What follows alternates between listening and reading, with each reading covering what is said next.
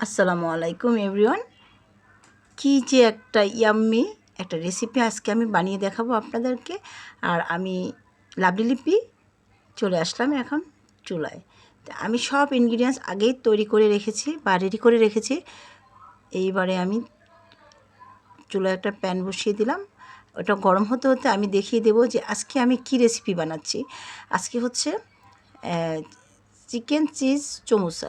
সমোসার জন্যে আমার লাগছে রুটি অথবা পরোটা, আর লাগবে চিকেন। তো যেহেতু আমি চিকেন দেবো, আর আমি চিকেনটাকে বোনলেস করে একটু লম্বা করে কেটে নিয়েছি। নিয়ে আমি আদা, রসুন, মরিচের গুঁড়ো, গোলমরিচের গুঁড়ো, ভিনেগার, লবণ, কর্নফ্লাওয়ার, একটু সামান্য পরিমাণ ডিম দিয়ে আমি মেখে রেখে দিয়েছিলাম প্রায় 30 মিনিটের মতো। রেখে এবারে প্যানটাও গরম হয়ে আসছে, দিয়ে দিলাম তেল। আর তেলটা খুবই অল্প পরিমাণে দিয়েছি। আর একটু পেঁয়াজ কুচি করা দিয়ে দিলাম। এখানে আমার আর অন্য কোনো মশলার প্রয়োজন নেই, যেহেতু আমি মেখে রেখেছি আগেই, যার জন্যে। আর নিয়েছি আমি কিন্তু আজকে টমেটো কুচি, গাজর কুচি, ক্যাপসিকাম কুচি, পেঁয়াজ কালি কুচি সব। আর নিলাম চিজ, ধনেপাতা। পেঁয়াজটা একটু নরম হয়ে আসছে, দিয়ে দিলাম ম্যারিনেট করা মাংসটা।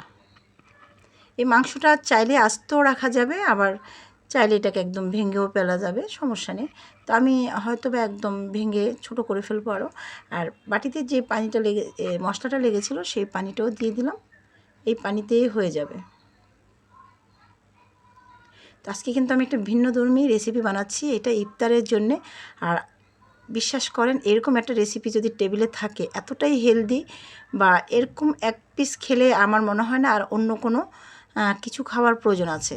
আমার কিন্তু চিকেনটা হয়ে গিয়েছে, যার জন্যে আমি এক এক করে যে ভেজিটেবলগুলো কাটা ছিল সেগুলো দিয়ে দিচ্ছি। আর এটা নামাবো একদম মাখা মাখা করে। এটা যেহেতু আমি পুর হিসাবে ব্যবহার করব, এটা কিন্তু একটা অ্যারাবিয়ান খাবার। মাখা মাখা হয়ে আসছে, দিয়ে দিলাম একটু চিজ। আর চিজটার জন্যেই বেশি টেস্টি হবে মনে হচ্ছে আমার। আর এখানে কিন্তু চাইলেই বাটার অথবা অলিভ অয়েলও দেওয়া যেতে পারে, যার যেমন ইচ্ছা। যারা হয়তো হেলথের কথা বেশি চিন্তা করেন তারা অবশ্যই তেলটা এড়িয়ে যাবেন, তেলটা না খাওয়াই উচিত। তারপরে আমি একটু পরিমাণে দিয়েছি, খুবই অল্প। আর একটু দিয়ে দিলাম গোলমরিচের গুঁড়ো, সবশেষে ধনেপাতা। আমার বাঙালি টেস্ট না হলে তো হবেই না। সত্যি এত সুন্দর ফ্লেভার আসছে। সরি, ভুলে গিয়েছিলাম, একটু সয়া সসও দিয়েছি। আবারও একটু চিজ দিয়ে দিচ্ছি। একদম ক্রিমি হয়ে গিয়েছে। আর দেখেন, মানে তাওয়ায় লেগেও যাচ্ছে, যার জন্য নামিয়ে নিলাম। আর এটা আমার হয়ে গিয়েছে।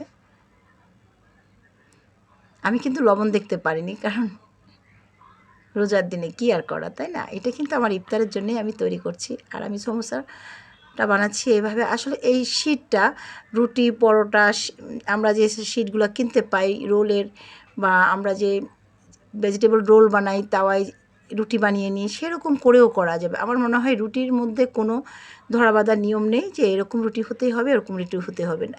এটা আপনার ইচ্ছে মতো, যার যার ইচ্ছা মতো নেওয়া যেতে পারে। কতটা জলদি হয়ে যায়, আর সব কিছু রেডি করে নিয়ে কিন্তু সময় লাগে না বেশি। আমি এখানে একটা একদম সুন্দর একটা মাঝখানটা দেওয়ার জন্য একটা পুটলি টাইপের বানিয়েছি ভিতরে দিয়ে। তারপর আমি থাই পাতা দিয়ে একটু বেঁধে দিলাম যেন খুলে না যায়। তারপর উপর দিয়ে দিলাম আবারও একটুখানি টমেটো, ধনেপাতা আর চিজ দিয়ে। এবার আমি কিন্তু ওভেনে দেবো এটা। আমি 1 মিনিটের জন্য দিয়েছি, যদি 1 মিনিটের না হয় আমি আবারও দেবো। সময়টা বাড়িয়ে হয়ে গিয়েছে। মাশাআল্লাহ, এত সুন্দর, এত লোভনীয়, মানে দেখলেই মনে হচ্ছে যে এখনই খেয়ে ফেলি, তাই না?